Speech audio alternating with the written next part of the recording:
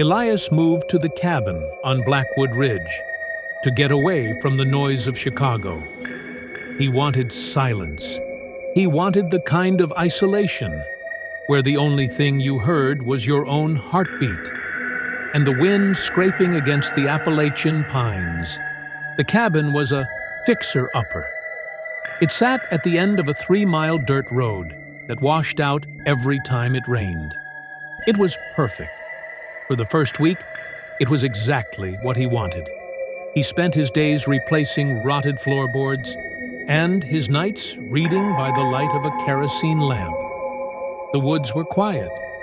Too quiet, perhaps. But Elias told himself that was just the city detoxing from his system. It started on a Tuesday. Elias was washing dishes in the small porcelain sink, staring out the window into the pitch-black yard. From the edge of the tree line, about 50 yards away, came a sound. Hoo, hoo, hoo. It sounded like an owl. Elias didn't look up. He scrubbed a plate, rinsing it with cold water. Hoo, hoo, hoo. He paused. He was no expert, but the rhythm was wrong. It was too stiff, too rhythmic. It sounded less like an animal and more like a person, pretending to be an animal. He turned off the faucet. The cabin fell into dead silence. "Hello," Elias called out. From the darkness, the sound returned. But it wasn't an owl call anymore. It was a laugh, a low, dry, rhythmic chuckle that mimicked the cadence of the owl perfectly.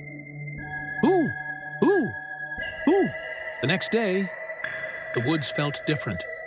The trees, which had seemed majestic before, now felt like the bars of a cage. Elias felt eyes on him, not the predatory gaze of a bear, but something intelligent, something patient. At 9 p.m., the whistling started. It was a tune he knew, Yankee Doodle, a childish, bouncy melody drifting from the darkness. But it was whistled slowly, with a wet, breathy quality, as if the whistler had a mouth full of water. Elias sat in his armchair, his knuckles white. The whistling moved. It started at the north side of the cabin, circled to the west, and then the south. Something was pacing around his house. He marched to the front door and yanked it open. "Get off my property!" he screamed. "I'm armed!" The beam of light cut through the fog. Nothing. Then, from the roof directly above his head, the whistling resumed. Yankee Doodle went to town. Elias slammed the door. Footsteps, heavy, wet slaps, moved across the shingles. Slap, slap, slap. They stopped directly above the center of the living room. Then, silence. By the third day, Elias decided to leave. He packed his bag and opened the front door. His car was destroyed. The tires were slashed. And on the hood of the car, scratched into the dusty paint, was a single word, S-T-A-Y. Panic spiked in his chest.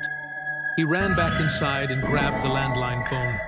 There was no dial tone, just a soft, wet breathing on the other end. "Who is this?" Elias whispered. The voice on the other end was static-filled, sounding like it was coming from underwater. "Who is this?" the voice repeated back. It wasn't mocking him. It was him. It was a perfect recording of his own voice, spoken just seconds ago. Night fell faster that evening. At midnight, the knocking began. It came from everywhere at once. Hundreds of fingers tapping gently on the wooden shell of his sanctuary. Elias. The voice came from right outside the door. It sounded exactly like his mother, who had died 5 years ago. "Elias, honey, it's cold out here. Open the door." "It's not real," Elias whispered. "It's not real." "Elias, please, I hurt my leg." The voice shifted. Now it was his ex-girlfriend, Sarah.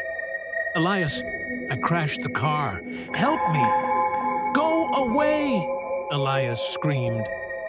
The tapping stopped. The voices stopped. The silence that followed was heavier than the noise. Then, the doorknob began to turn. The lock clicked. They had a key. The door creaked open. Standing in the doorway was a figure, too tall to be human, limbs elongated, joints bending at sickening angles. No eyes, no nose, just a slit for a mouth. It stepped into the room. It tilted its head, mimicking curiosity. It opened its mouth, stretching the skin impossibly wide. And a sound came out. It wasn't a roar. It was the sound of Elias crying. It was a perfect recording of the whimpering noises Elias had made just an hour ago. The creature played his own fear back to him. Elias threw the hammer and ran. He burst out into the cold night, tearing through the woods, running until his lungs burned. He didn't look back. Elias moved back to the city. He bought an apartment on the 14th floor of a high-rise, with security cameras and a doorman. He convinced himself it was a hallucination until last night. Elias was in bed, listening to the comforting sounds of the city traffic. He rolled over to turn off his lamp. From the ventilation vent, directly above his bed, a soft sound drifted down. Hoo, hoo, hoo. Elias froze. Then came the voice. It was a perfect imitation of the doorman downstairs. "Mr. Elias, you have a visitor." Then the sound of keys jingling and the slow, deliberate click of his front door unlocking.